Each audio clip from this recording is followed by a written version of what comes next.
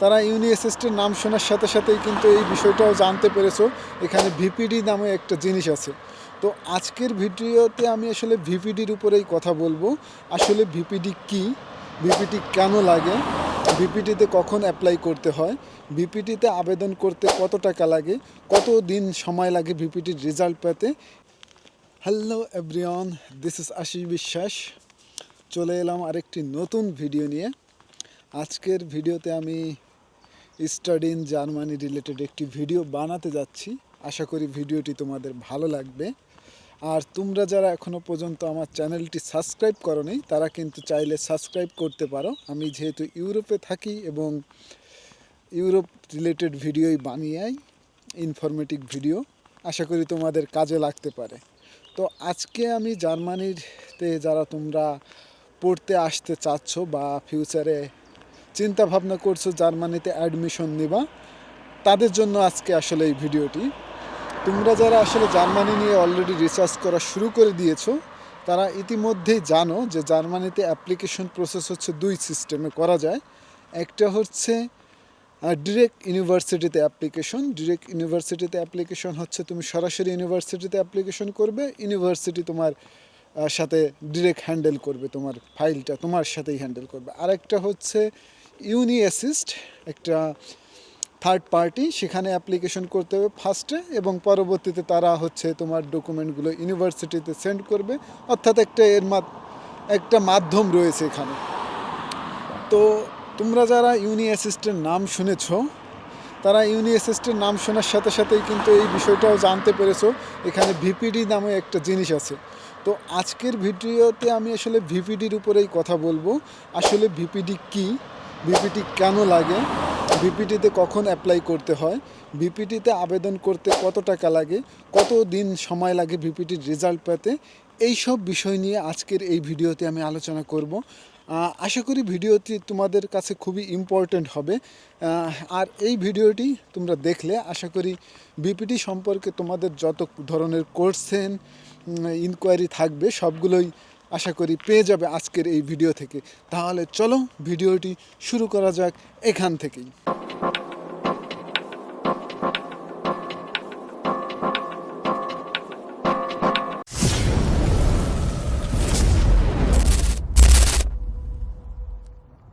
তো প্রথমেই বলে নিই ভিপিডি আসলে কি। আসলে ভিপিডি একটি জার্মান শব্দ থেকে এই সংক্ষেপে নাম এসেছে ভিপিডি। যেহেতু আমি জার্মানিতে থাকি বাট এটা এখনও জার্মানি শিখি নেই, এটার আসলে উচ্চারণ আমার পক্ষে এখনও করা পসিবল না, সেজন্য আমি তোমাদের সহজভাবে বুঝাই ভিপিডি আসলে কি। ভিপিডি হচ্ছে তোমার ডকুমেন্ট যাচাই বাছাই করে দেখবে তুমি আসলে জার্মানিতে পড়ার যোগ্য কিনা, সেটার একটা রিপোর্ট কার্ড, এটাই হচ্ছে ভিপিডি। সংক্ষেপে যদি আমি সহজে বলি তাহলে এর মানেটা এরকমই দাঁড়ায়। অর্থাৎ তুমি এখন বাংলাদেশের সার্টিফিকেট দিয়ে তুমি এখন জার্মানিতে পড়তে আসতে চাচ্ছ, একটা প্রতিষ্ঠান আছে তারা এই তোমার ডকুমেন্টগুলো যাচাই বাছাই করে দেখবে, দেখার পরে দেখবে তোমার রিকোয়ারমেন্ট জার্মানির ইউনিভার্সিটি রিকোয়ারমেন্ট অনুযায়ী তোমার প্রোফাইল ম্যাচ করে কিনা। যদি ম্যাচ করে তারা একটা রেজাল্ট বা রিপোর্ট কার্ড দেবে, সেই রিপোর্ট কার্ড দিয়েই হচ্ছে তুমি পরবর্তীতে এই ইউনিভার্সিটিতে অ্যাডমিশন পাবা বা অ্যাডমিশন নিতে পারবা। এইটাই হচ্ছে সংক্ষেপে ভিপিডি। এখন বলতেছি ভিপিডি কিভাবে কাজ করে। ভিপিডি আসলে ইউনি অ্যাসিস্ট নামে একটা অর্গানাইজেশন রয়েছে, এটা আসলে থার্ড পার্টি, এটা ইউনিভার্সিটির কোনো পার্টি না। সেই থার্ড পার্টির মাধ্যমেই আসলে ভিপিডিতে অ্যাপ্লাই করতে হয়। এইখানে অ্যাপ্লাই করার পরেই হচ্ছে তুমি পরবর্তীতে যে রিপোর্ট কার্ড পাবা সেই রিপোর্ট কার্ড দিয়েই হচ্ছে তুমি অন্য অন্য ইউনিভার্সিটি বা তোমার যে পছন্দের ইউনিভার্সিটি সেখানে অ্যাপ্লিকেশন করা যায়। এইটাই হচ্ছে এইভাবে কাজ করে। এখন বিপিডিতে ইউনি অ্যাসিস্টে কী কী ডকুমেন্ট তোমার সাবমিট করা লাগে সেটা যদি আমি বলি, ইউনি অ্যাসিস্টে তোমার যত ধরনের ডকুমেন্ট আছে, তোমার marksheet, certificate, motivational letter, recommendation letter, passport, ছবি এবং ওয়ার্ক এক্সপিরিয়েন্স, এই যাবতীয় যত কোর্সে মানে সার্টিফিকেটগুলো রয়েছে এইগুলো দিয়েই আসলে ভিপিডিতে অ্যাপ্লাই করতে হয়। তো এই ডকুমেন্টগুলো যাচাই বাছাই করে দেন হচ্ছে তোমার জন্য একটা রিপোর্ট কার্ড তৈরি করে, সেই রিপোর্ট কার্ড অনুযায়ী তোমার অ্যাডমিশন নির্ভর করে। তো এইটাই হচ্ছে ভিপিডির কাজ করার প্রসিডিউর বা কী কী ডকুমেন্ট জমা দিতে হয় সেইটা। এখন কখন তুমি ভিপিডিতে অ্যাপ্লাই করবে, এখন তোমরা হয়তো অনেকেই জানো না, ভিপিডির রেজাল্ট পেতে অনেকটা সময় লেগে যায়। তো যখন দেখবে তুমি যে ইউনিভার্সিটিতে অ্যাপ্লিকেশন করতেছো ওই ইউনিভার্সিটির জন্য অ্যাপ্লিকেশন করা যায়, তখনই অ্যাপ্লাই করে দেওয়া উচিত। কেননা ভিপিডির রেজাল্ট পেতে প্রায় 1 থেকে 1.5 মাস সময় লাগে। এদের অফিসিয়ালি হচ্ছে 4 উইকের কথা লেখা থাকে, কিন্তু এদের এখানে আসলে প্রচুর পরিমাণ অ্যাপ্লিকেশন পড়ে, যে কারণে এই রেজাল্ট পেতে তোমার তুলনামূলক একটু দেরি হয়। আর আমার ক্ষেত্রে যদি বলি, আমার নিজের ক্ষেত্রেও আমার এই রেজাল্ট পেতে প্রায় 2.5 মাসের মতন সময় লেগেছিল। তো তোমরা যারা আসলে করতে চাচ্ছ তারা কিন্তু একটু আগে আগে করাই ভালো, এটা সেফ থাকা যায়। কেননা আমার একটা অ্যাপ্লিকেশনের ক্ষেত্রে এমন হয়েছিল যে আমি ভিপিটির রেজাল্ট পরে পেয়েছিলাম, বাট ইউনিভার্সিটির অ্যাপ্লিকেশনের ডেডলাইন শেষ হয়ে গিয়েছিল। তো আমি আসলে ওই ইউনিভার্সিটিতে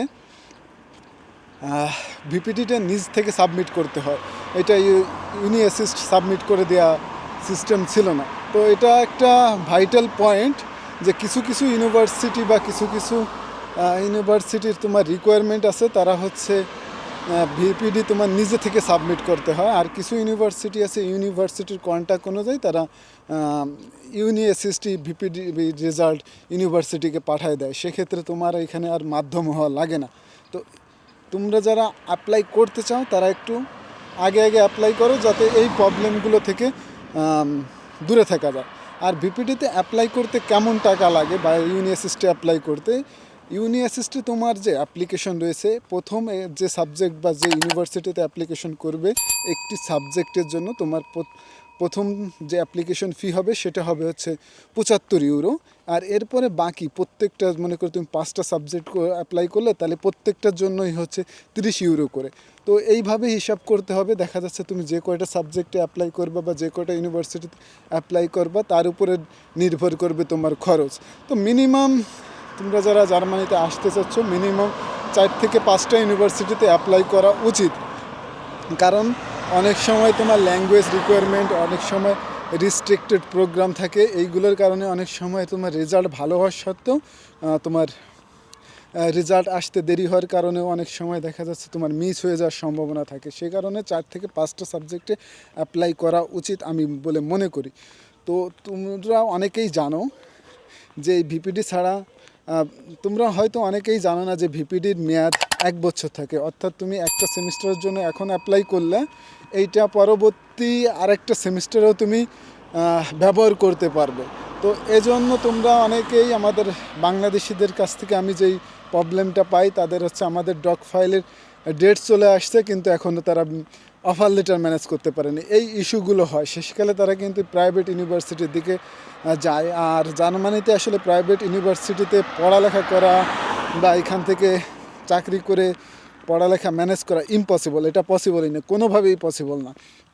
তো তোমরা যারা ভাবতেছো যে প্রাইভেট ইউনিভার্সিটিতে এসে পড়বা, তাদের বলি এটা করার দরকার নেই। পারলে তোমরা 1 মাস আগে থেকে অ্যাপ্লাই করো, 1 মাসই বলতেছি, 1 সেমিস্টার আগে থেকেই অ্যাপ্লাই করো। তোমাদের হাতের ভিপিডির রেজাল্ট থাকুক, তোমরা পারলে 1 সেমিস্টার পরে যে ইউনিভার্সিটিতে অ্যাপ্লাই করো, তাতে কোনো প্রবলেম নেই,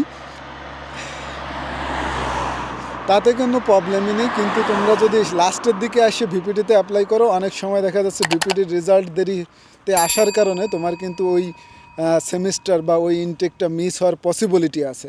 তো আজ ছিল এই পর্যন্ত। আশা করি তোমাদের বিপিডি নিয়ে আর কোনো কোশ্চেন থাকার কথা না।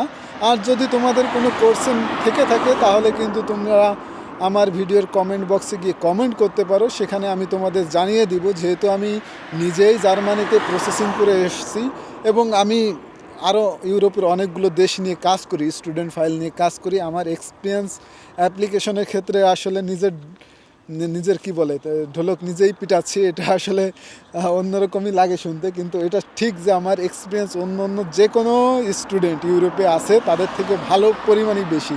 কারণ আমি নিজেই ইউরোপের দুইটা দেশে নিজেই আসছি, এছাড়া আমি আরও অন্য কান্ট্রিতে আমি স্টুডেন্ট পাঠিয়েছি।